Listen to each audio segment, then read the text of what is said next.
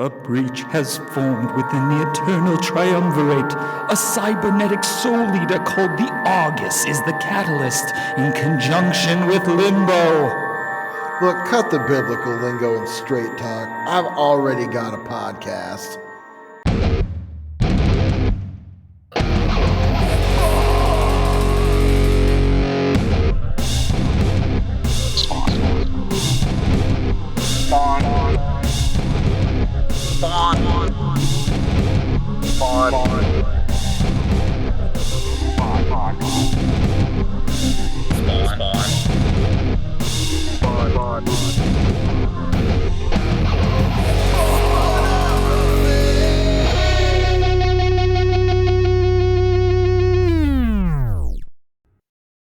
Welcome back to another episode of Spawnography Hellspawn. I'm your host, Pierce Lyden, they, them, here with George Marston, they, them, she, her. we got a quick one. We got a quick one today. We're just doing one little issue. We're gonna say hello to Angela again. It's been a little while, but before we get to that, how are you, George? How's your week going? You know, it's going fine. It's a Tuesday, in it, and it was a fine day. Still doing a little bit of catch up of news from New York Comic Con at the old day job. It's going good. Had a good time. I'm kind of stammering trying to think of what else happened because it wasn't that long ago that we recorded. I was just showing Pierce I got a new Daredevil figure from Mafex. Quick plug on that because it's really nice. And Tier Mafex sponsor the show. Please, that would be incredible. Honestly, I wish they would do a Spawn figure. What I'd really love, I don't know if you know toy companies or high-end toy companies, but Mezco does they did this Cyclops with the light up visor and everything. That they do the more like cloth ones, right?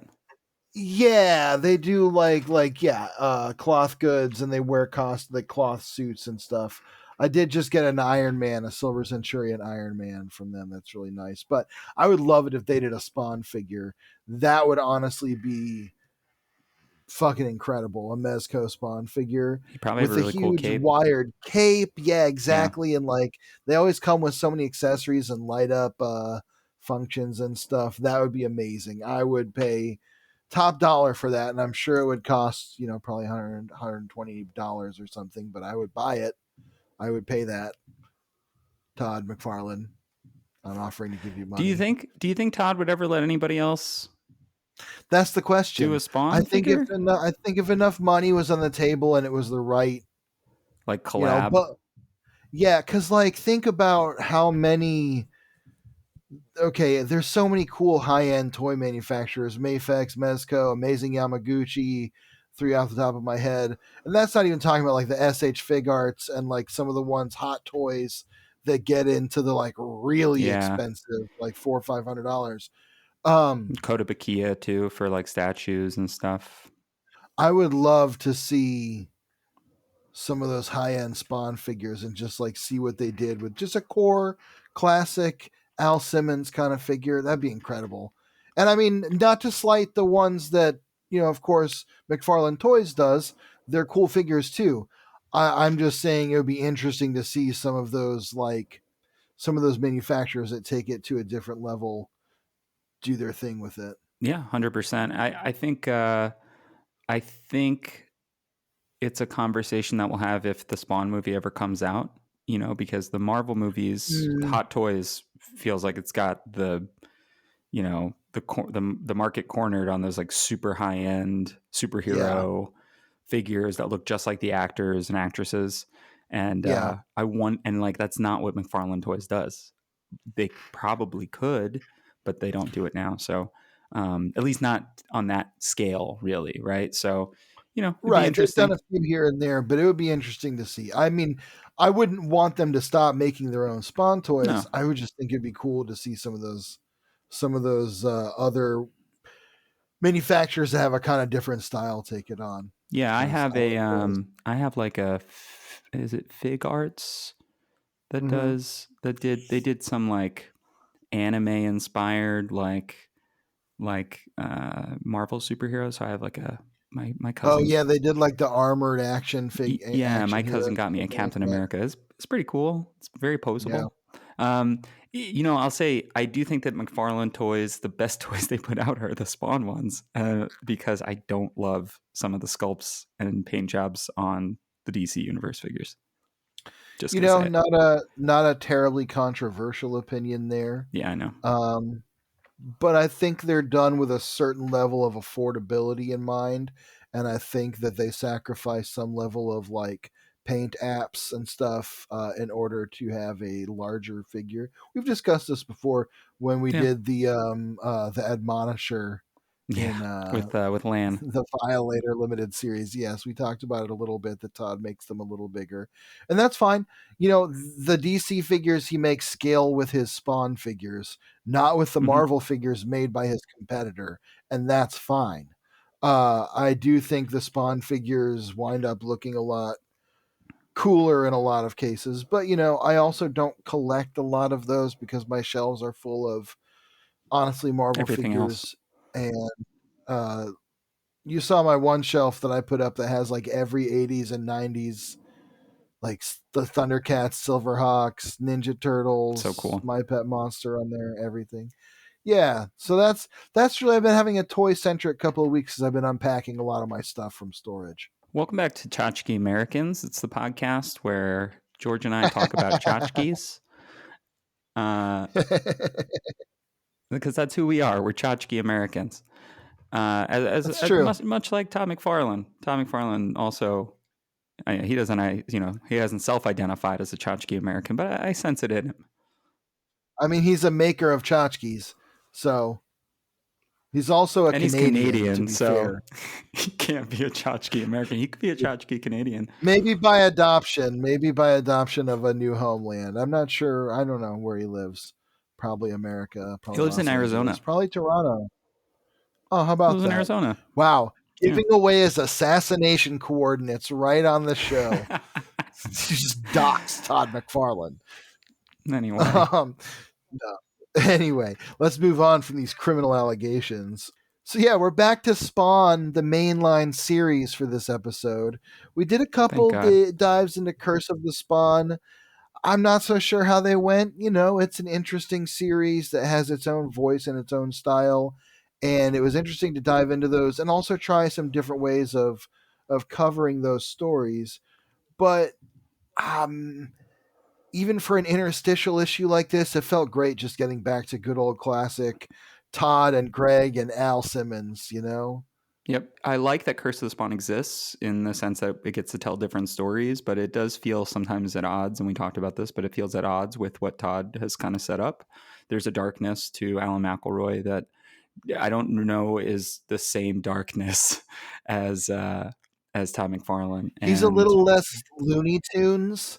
Like Tom yeah, McFarlane, there's always that Looney Tunes, like very body, like again, fart jokes and stuff like that. The Curse of the Spawn, the Alan McElroy issues have more of a like 80s action movie slash like 90s psychological horror kind of bent in a way yeah. that Todd doesn't dig into that darkness as much because I just don't think his mind goes there. That said, I mean, he's done some pretty gnarly stuff in the main Spawn series.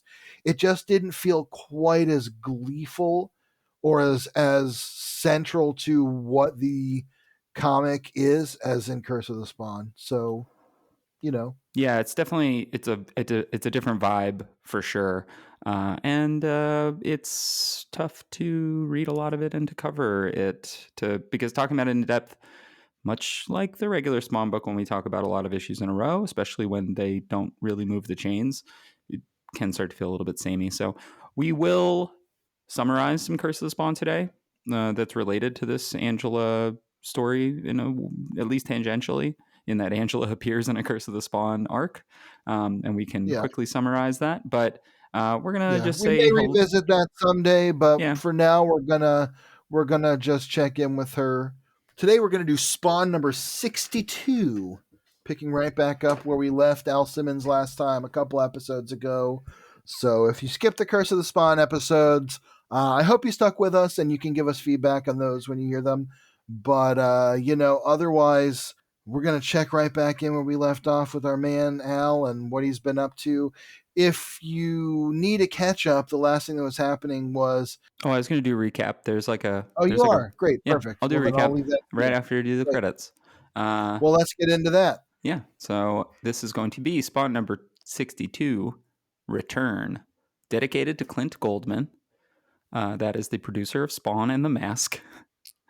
Hell yeah. Story by Todd McFarlane, pencils by Greg Capullo, inks by Todd McFarlane and Chance Wolfe, copy editor and lettering by Tom Orzechowski, colors by Brian Haberlin and Dan Kemp, art direction and design by Brent Ash, and I think that has to do with like this credits page is like a lot more.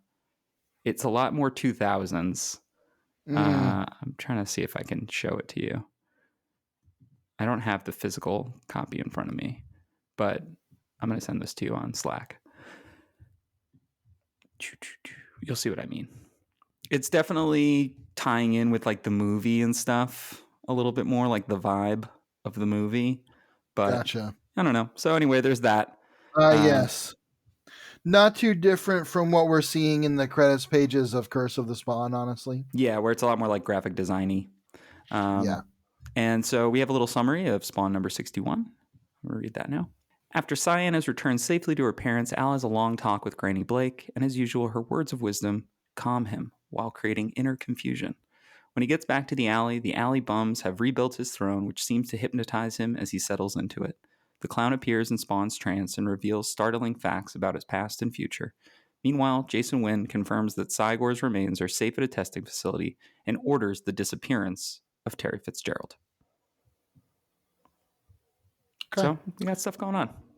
Yeah, big thing being Al Simmons learned that the people he thought were responsible for his death, or at least that Chapel, the person he thought directly killed him, and Jason Wynn, the person he believes gave the order, maybe that wasn't all there was to it. We learned all about that a couple episodes ago with Jessica Priest in our first Curse of the Spawn episode. So if you want more details on that, you can go back and listen to that.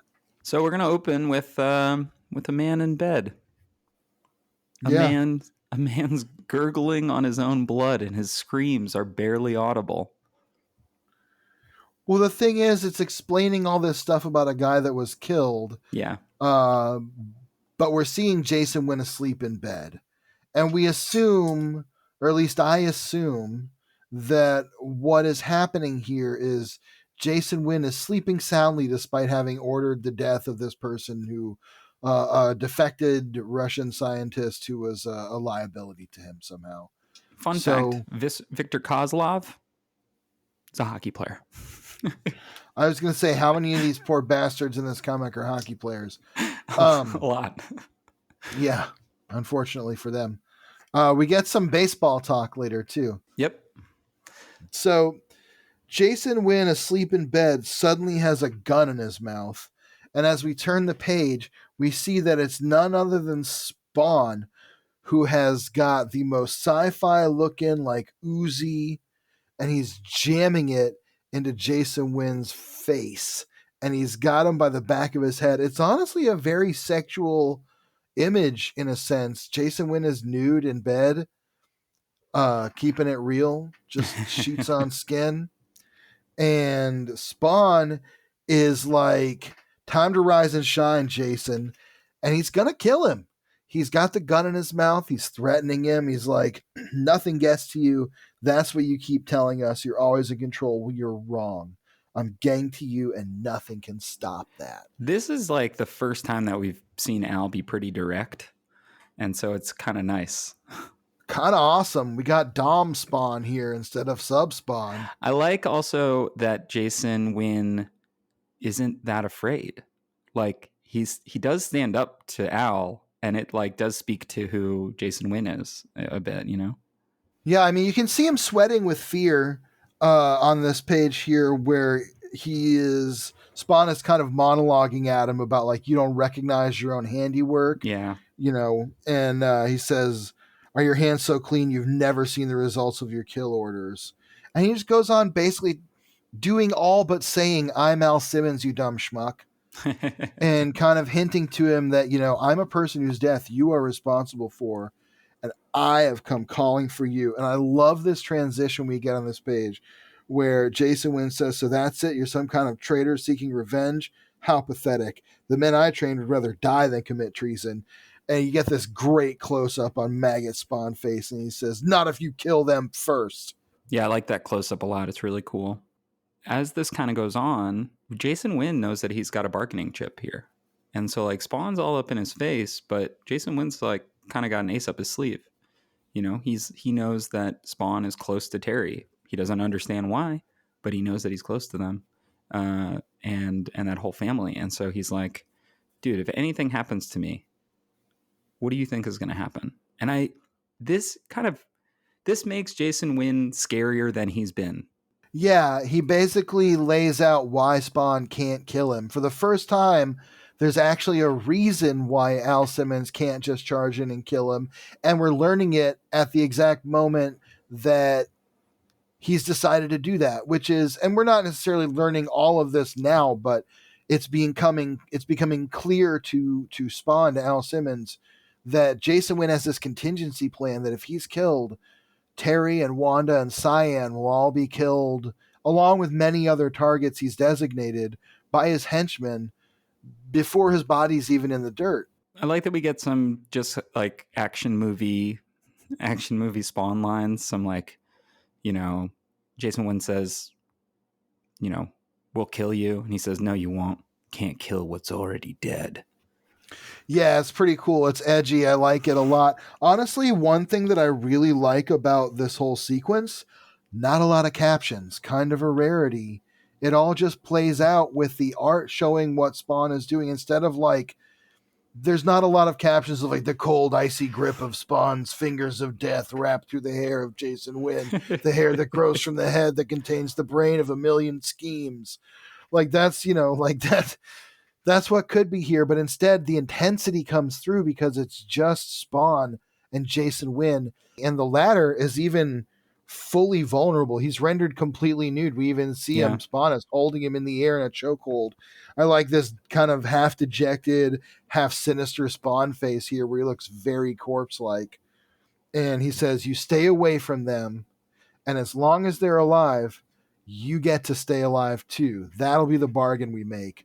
But if a hair on their head is harmed, I will come to you and you cannot stop me. And to prove you can't stop me, I will meet you in your office tomorrow night. Bring all your guards, bring all your men, everyone you have, everyone you think you can stop me with, and I'll still get to you and I'll show you that it all means nothing. And I can't wait to read what happens then. But first, we're going to continue on through Spawn 62. We're going to check in with previously mentioned family and their neighbors, I guess. Yeah, they're neighbors, and they're having a little play date with Wanda and the neighbor kid. Sophie, they say is her name. And this is a cute little scene. It's just a family getting together, but it takes a twist as Sophie and Wanda and Sophie's mom leave the room.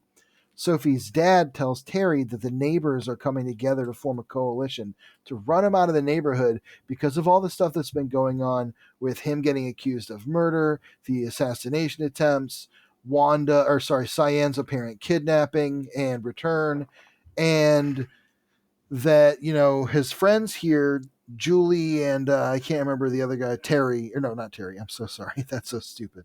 Mike Keenan. Yeah, he says Mike Keenan.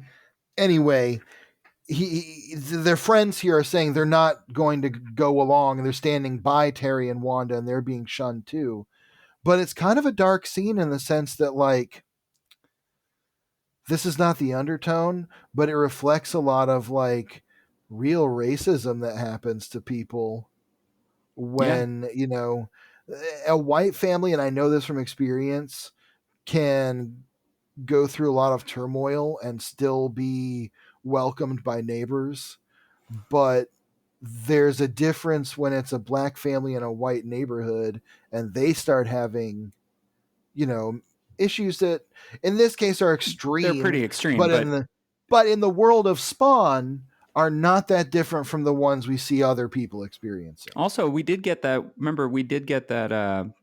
I think is it after Terry gets healed and they have like the party and like there's suddenly like, isn't there that caption that's like, suddenly everybody was okay with Terry Fitzgerald or whatever, like they all welcome him into Yeah, their home and stuff, and it's like, it was a okay, weird, but there's also the feeling of like, you know, that's when he's experiencing a miracle. When he's experiencing a hardship like his daughter being kidnapped, they're like, get out of the neighborhood. yeah, And they say it's because of they fear for the safety of their own kids.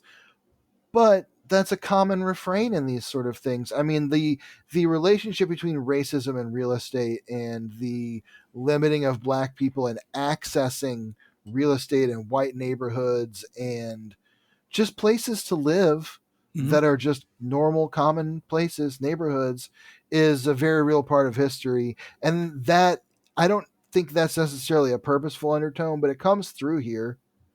And I'm not digging it for that. I'm just saying, like, it kind of makes all the sense in the world that all the white neighbors are suddenly like, yeah, I don't know if we want you here on Long Island or wherever they are, Staten Island, Yeah. Queens. They're They're just in in Queens. They are in Queens. Queens, which also, I live in a pretty notoriously conservative area of Queens, so this would not surprise me at all if this was Middle Village. Uh, Doxing myself now. Mike Keenan, also that name, he was the Stanley Cup winning coach of the New York Rangers in 1994, and he is largely regarded as like one of the. He's a kind of controversial figure. He's not coach anymore, but he was also the coach of the Canucks for a time. So we're getting a whole Todd McFarlane lawsuit roundup this I issue mean, if you between ever all knew, the hockey player homages and the return of Angela. If you need background on the lawsuits between Todd McFarlane and hockey players whose names he borrows, listen to our old you episodes. I was gonna say you can go back and listen to our old episodes about it. It's come back to bite him a few times, or at least once in a big way. Yep, And then there's the whole thing with Angela and the ownership of Angela and the lawsuit around that, and how she wound up changing hands and is now, through many legal ramifications, owned by Marvel Comics and appearing in Marvel Comics. very bizarre. So yeah. So anyway, speaking of Angela, as we check away from Terry and his family, we see a strange weather pattern forming over, what are those two buildings? Anyway, over the skyline of the Big Apple, New York City. And lightning strikes, and as lightning strikes, Angela appears. I actually really like this page, as I like this simple as page a it lot. is. The colors here are really nice. Greg Capullo renders the buildings as those kind of tall, monolithic, like almost an aspect of the vortex that's forming above them. Yeah, the perspective is great. I also think the inking is pretty inspired here.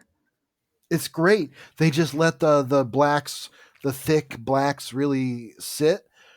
Now, I want to say this issue, one of the first not inked by Danny Meeke since he got onto the book. Yeah. Presumably because he's now over on Curse of the Spawn. Oh yeah, because he might not have been able to handle the workload of both books. Not a lot of inkers doing both, especially as involved as the art is on a book like Spawn or Curse of the Spawn. So I'll say that Dwayne Turner's pencils are probably a little bit more complicated than Greg's, and well, also Todd McFarlane's splitting half of the pages, right. so probably makes it a little Yes, bit easier. exactly. So, I think that's what's going on. And so it says here, her name is Angela. She'd been in the process of learning more about her heavenly origins. This is where we get the note to check back in with Curse of the Spawn. What's going on here is that Angela learned in a visit to heaven that she is an angel who was created by the combined essence of many warriors throughout time who have all killed hellspawns, and that she has and will kill many hellspawn that she hasn't even met yet, because time is a flat circle. If you listen to the first Curse of the Spawn episode that we did 2 episodes ago, when we talked through the back matter, there was that whole section where Alan McElroy gave the response to the question about how time works in a time Right. loop, and it sounded like Marshall Applewhite ranting at YouTube or something. Time So is everything and nothing and always and there's never. an And ocean, and a drop in the ocean is touching every drop in the ocean, even if all the drops don't know it, so on and so forth. It's just basically that. Like I said, we may revisit those issues at some point. Right now, we're just going to summarize them real quick, and that's all you really need to know that's relevant here. Um, she's lands on Earth. We get this kind of. I don't love this next page where it's her face in shadow and she's carrying this giant yeah, spear. it's okay. The pose is kind of off. The anatomy is a little more exaggerated than I'd like.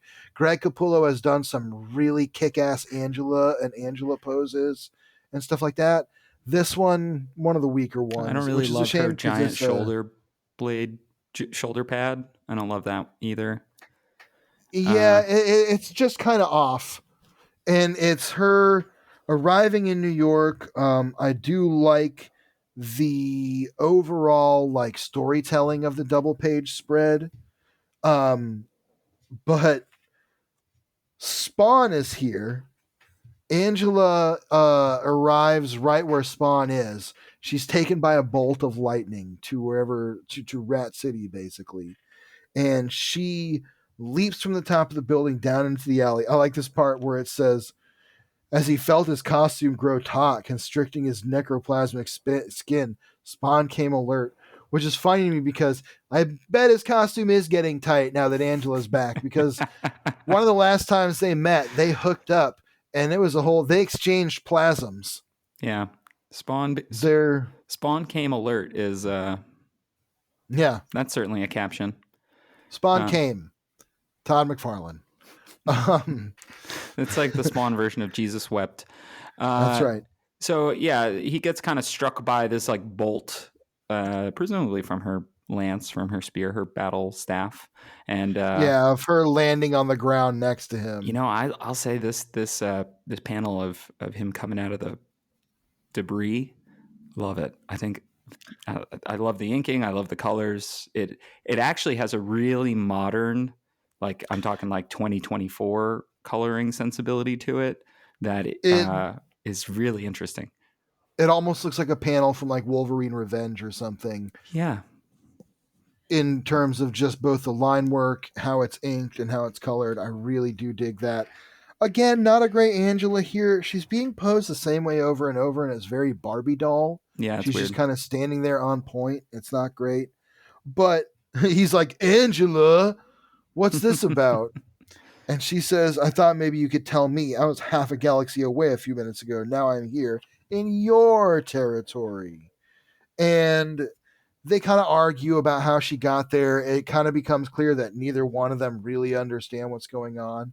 She tries to explain, and it sounds like what Pierce did at the beginning of the episode, which is like a bunch of nonsense is happening and all these things you don't understand. Sounds like most And Doctor Strange comics. yeah, or like, yes, it does. It sounds like if when Thor shows up and he's like, the winds of Watum are blowing, and Jane Foster, I need you to follow me to Nidavellir. And she's like, I don't know those words, which um, is what Spawn says. And she explains, and she says, the spiritual glue that holds the universe together is coming loose. Understand? Because I sure don't. I thought this little rendezvous might be more than coincidence. Another great Spawn. There's some like really great renderings of Spawn in this issue. Shout out to Greg, Todd, and Chance Wolf. And the coloring's really good too. This, even though Angela doesn't look great, Spawn looks excellent. Kind of in every panel he Yes, appears in. There's, I think part of it is the coloring team figuring out computer coloring to the they're getting level there. where it's like not, you know, super. It's not taking the spotlight in a way that one part of the art shouldn't. It's blending more with Yeah, the line work, setting the mood in a better way. And also, honestly, after reading all those Curse of the Spawn issues, this is like nom nom nom nom nom nom nom. yeah, yeah. Because there's like I don't know, blue, not just brown and gray. Yeah. I do like this image of Angela where she's unraveling, like she literally unravels, and that's how she disappears from the scene, That is pretty cool. leaving behind just one of her spawn medallions. That is one of her trophies for killing a different hell spawn. Again, the tension of this scene is held in the fact that there are a few captions, especially leading into it, but when we get into their conversation, the confrontation between them is largely allowed to just breathe as it exists on the page instead of also having Todd McFarlane doing a little more writing than he maybe necessarily needs to. Yeah. I like this. So now, like, suddenly nausea stampedes through his body as he staggers uneasily into the night. There's a ringing in his ears, and Spawn is feeling strange. When he was alive, he called it being drunk. Being drunk. Yes, Okay. I like that. Which, so again, does Todd know that Frank had Spawn get drunk? We don't know because remember there was this whole confusion because they're chugging down sweet berry wine that he like summoned forth for Bobby and Bootsy, and at first in the first time it shows up, Al's like, "Oh, I don't drink," and it kind of makes a whole point about how he's sober. And now, I don't know. Once you're dead, the rules go out the window. I think. I'll tell you what. If I was an undead zombie, and that's the disclaimer I'm making, is the circumstance in which I would do this, I'd be like smoking meth. You couldn't get the needles out of my arms. I'd be like, why not? I'm dead as dead can get. Yeah, it's not like it would affect you, What's maybe. gonna happen? I'm not my body right now is a mid-level sanctuary in a suburb. And I if it was burning, you better believe I'd be getting everything out of it I could. But Spawn is now drunk on magic. Drunk on magic. It's fine. The disequilibrium of the cosmic scales as described by his weird kind of half girlfriend, half enemy. That's how it happens for all of us, really.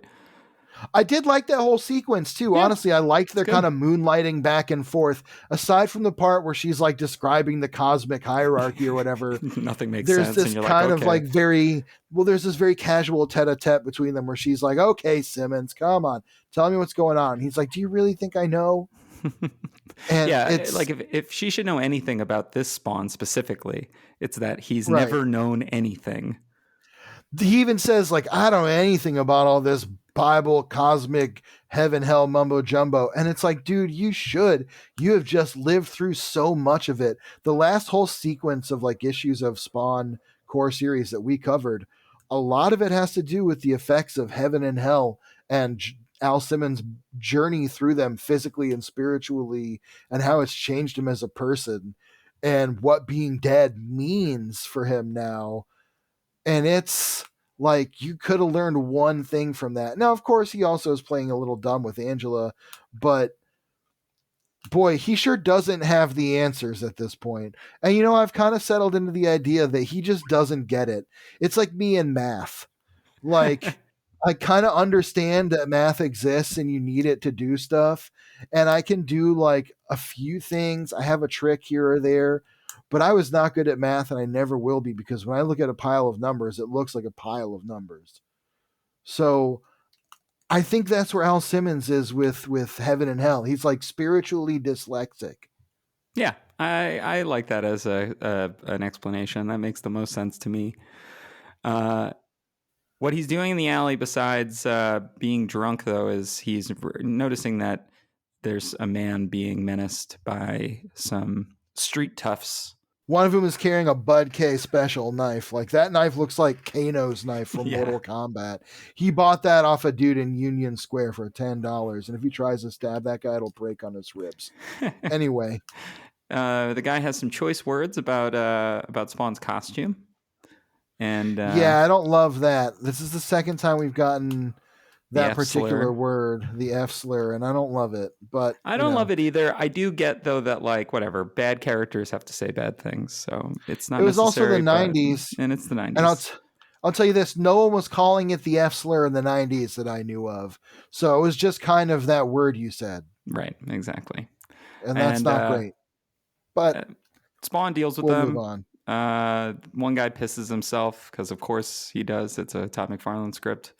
Um, and Spawn saves this guy, and he says, I'd heard something about you, how you've been helping some of us homeless. They say you're some kind of hero, that you aren't afraid of nothing, but they also said you're a monster. But I'm going to tell them they were wrong. You're a man, a good man. And I love this panel of Spawn just leering over him. yeah, the whole next page is really, really funny because this is one of my favorite scenes in this comic ever. First off, Spawn just standing there silently like Batman listening to this guy talk, but there's just something about his eyes where, knowing he's drunk, he looks a little hammered.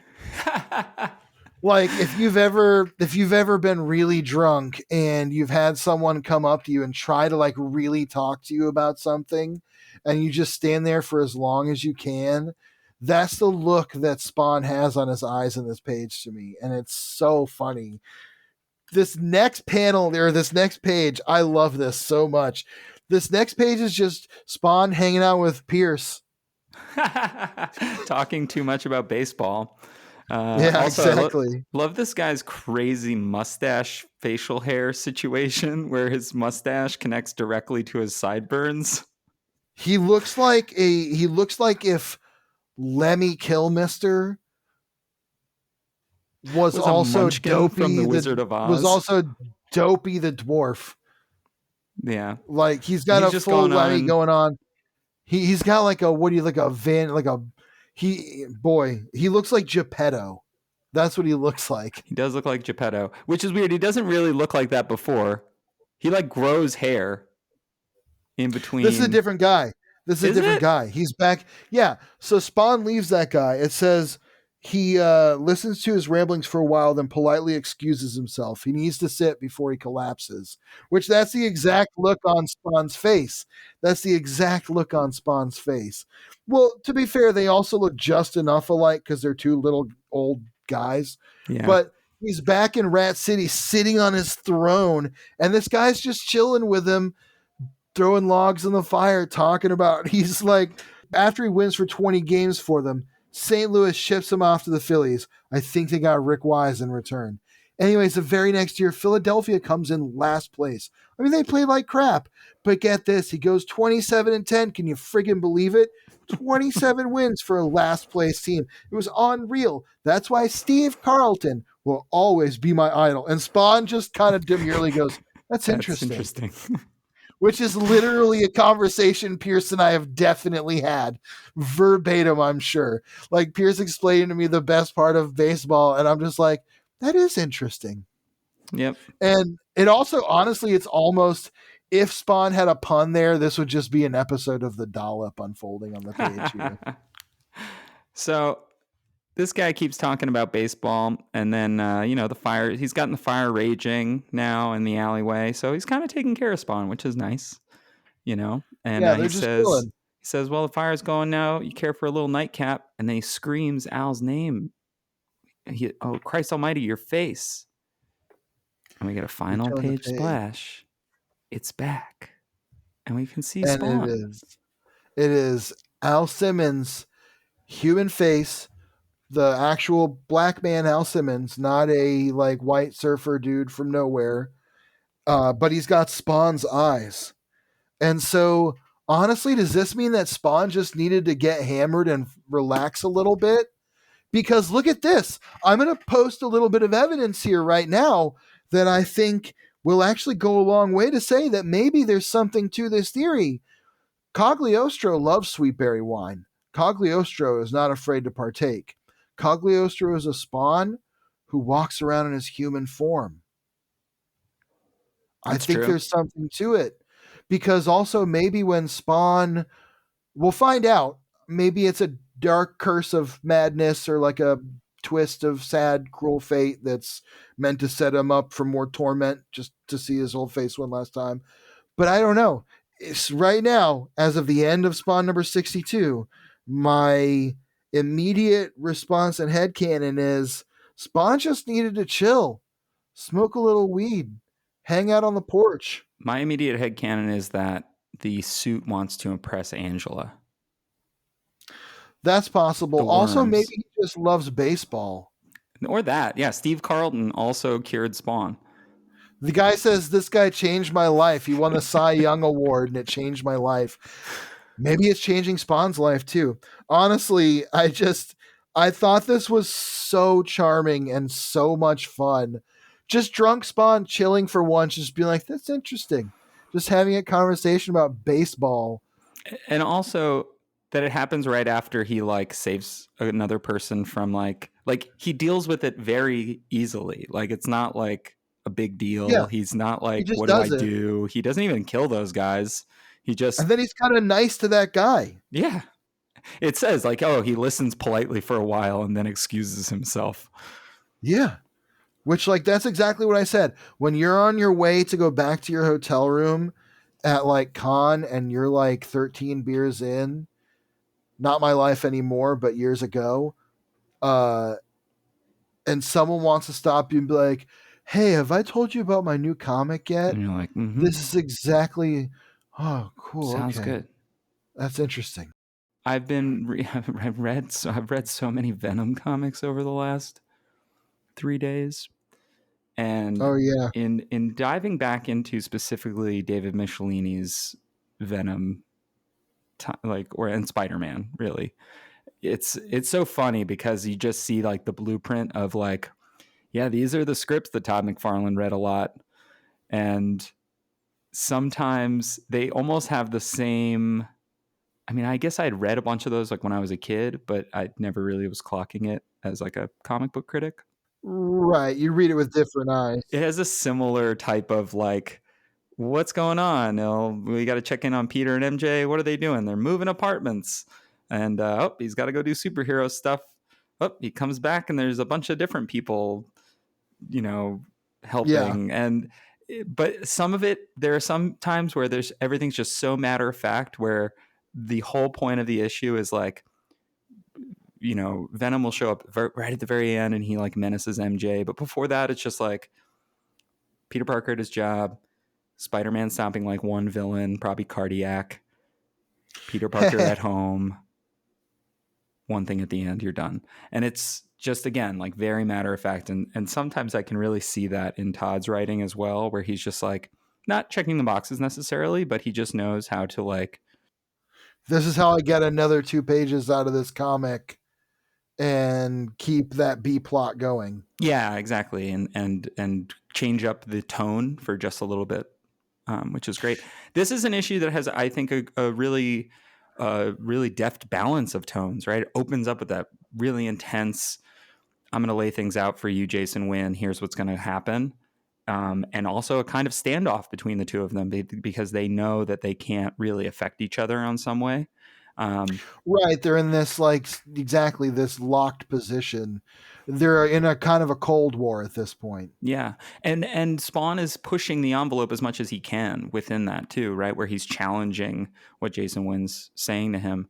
Then we check in with Terry and Wanda and Cyan, and given everything that they've been through, that they have the stakes for them are smaller, but they're very real, right? And we know that there's this bigger Jason Wynn of it all kind of in like lurking in the background, which I think also makes that scene play a lot better because you have to think like, oh, is that part of the directive that Jason Wynn's talking about, that his guys are riling up the locals to make a petition to drive the Fitzgerald Blakes out of Right. the neighborhood.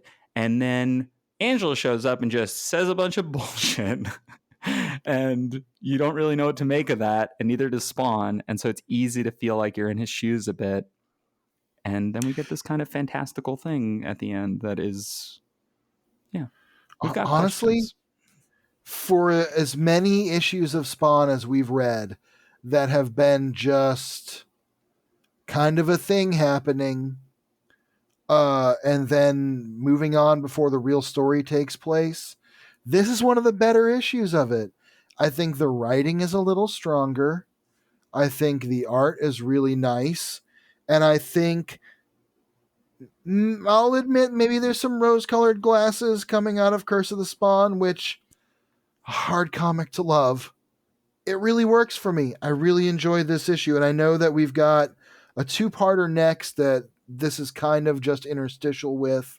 Mm-hmm. But honestly, I didn't mind just dipping our toes back into the world of Spawn with a catch up like this, in the sense that, like you said, it kind of hit a lot of great notes. It didn't delve into too much that it didn't need to go back into.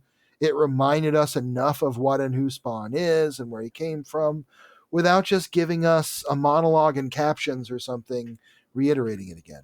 Yeah, and I really love that after a lot of tumult within Spawn's like life leading into issue 50, coming out of issue 50, the face off with Malbolgia, so many of these different things, right? That one of the things that we've talked about a lot is Spawn sort of like losing his humanity. And I like the small ways in which he starts to reclaim it. His face coming back is obviously a huge moment. Yeah, and we'll see what it means. Yeah. But I mean, if nothing else, it'll give him some kind of moment of hope, hopefully. And again, I don't know what's coming next. I haven't read ahead yet. I am hopeful that Al will get an actual moment of relief here that maybe, much like reconnecting with Terry, gives him some kind of sense of drive or purpose. But maybe it'll also just send him clattering back down to earth again as the rug is ripped out from under him. Yeah, I mean, we're gonna find out. I do not have this. This was a compendium issue for me. I don't have the issue. It's a little bit harder to get all of the Angela appearances after like the first one, Right. so I don't have back matter for this one, unfortunately. As I'm sure it would be, I don't know, pretty good. But Yeah, there might be something interesting, but we'll see. we'll see. Like we've said before, if we can, I am working on getting all these issues. So if there is anything interesting, you'll hear about it in a future episode. We did kind of just do final thoughts, but any further final thoughts as we kind of move forward? I do feel like we're in a bit of a new era for our favorite Hellspawn here, which is kind of exciting. You know, I do have a couple thoughts. First off, I just want to say I wish more Spawn issues read like this, Mm, in the sense of how kind of driving it is. We breezed through it in a fairly brief window because it just kind of goes. yep. And there's nothing wrong with that sometimes, especially for an issue like this. I also want to say, I was thinking about this between recordings. Um, I like this comic. Yeah. I like this comic. I want to make that clear, but also just, I've always said, and we've always talked about how we like reading this comic and we like criticizing and analyzing this comic, but I just like this comic.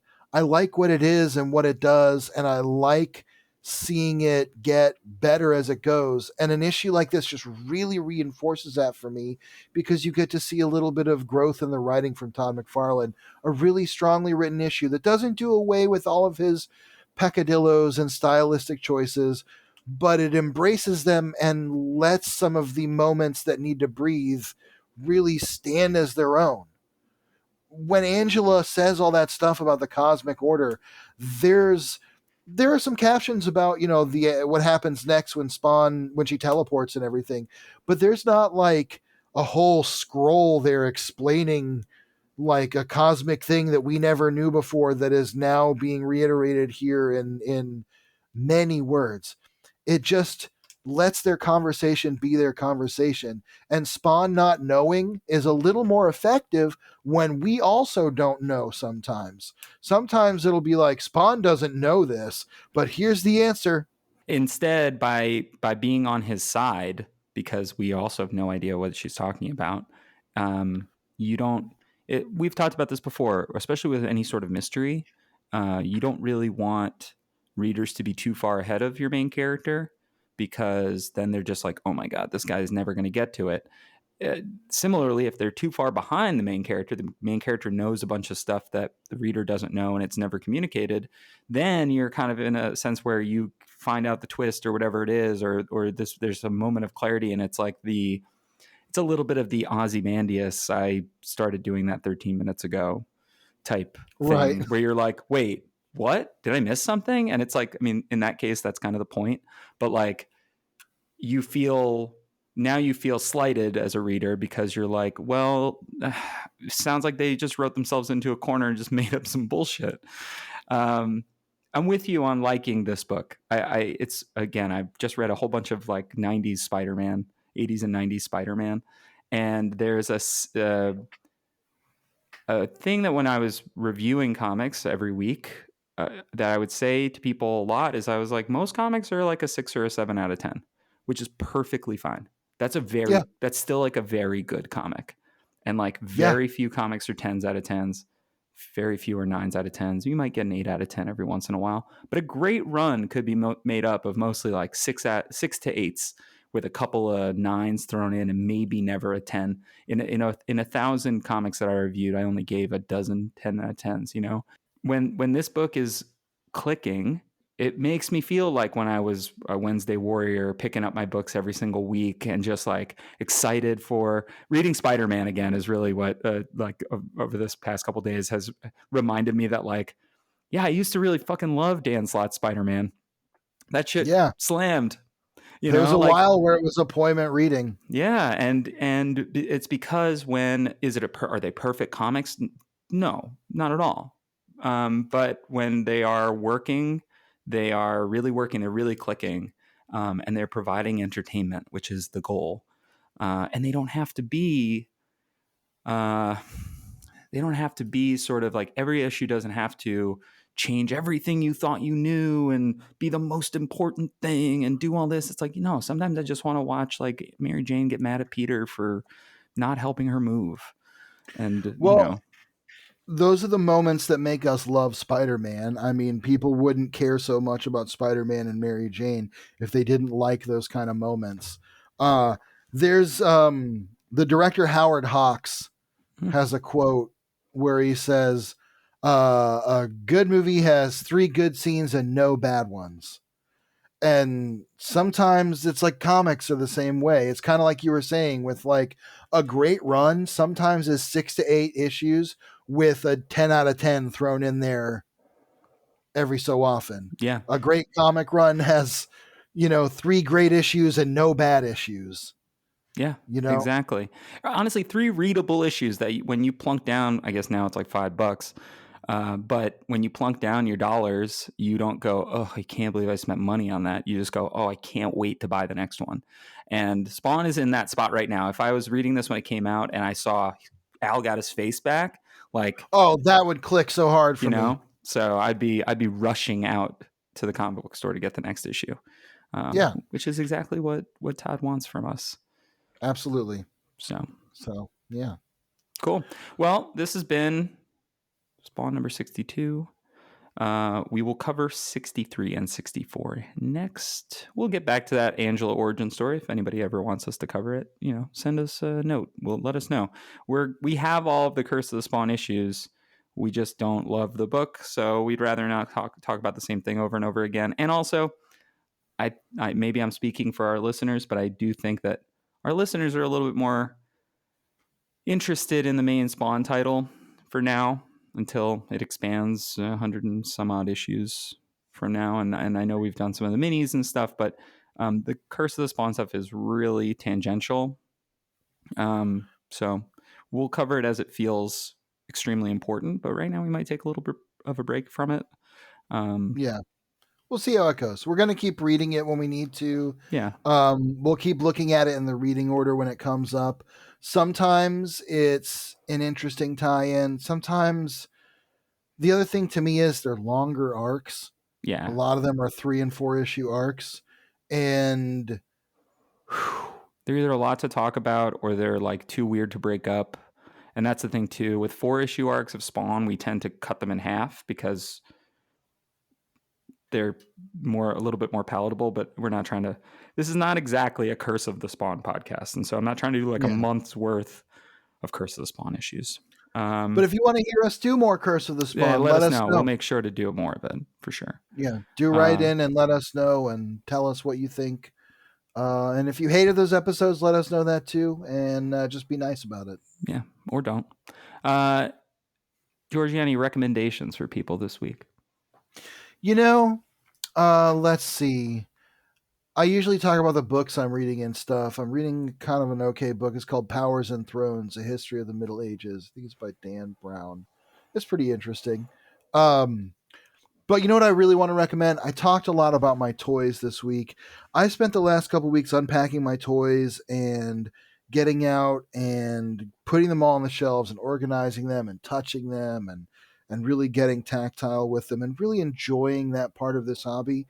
So what I want to say is if you have a hobby that you love, be it something you collect or something that you do, take some time this week and really dedicate yourself to that without any agenda. Just pick up the thing you love, put on the thing you want to listen to, whatever it may be, and let that be your focus for an hour or two. Just let yourself forget about everything else and just enjoy your thing for a little while. Hell yeah, I love that. For me, and again, this might just be because I just read a bunch of Venom comics, but I'm gonna recommend the Dan Slott arc, New Ways to Die, which is when Eddie Brock becomes Anti-Venom and Oh fights yeah, the Thunderbolts.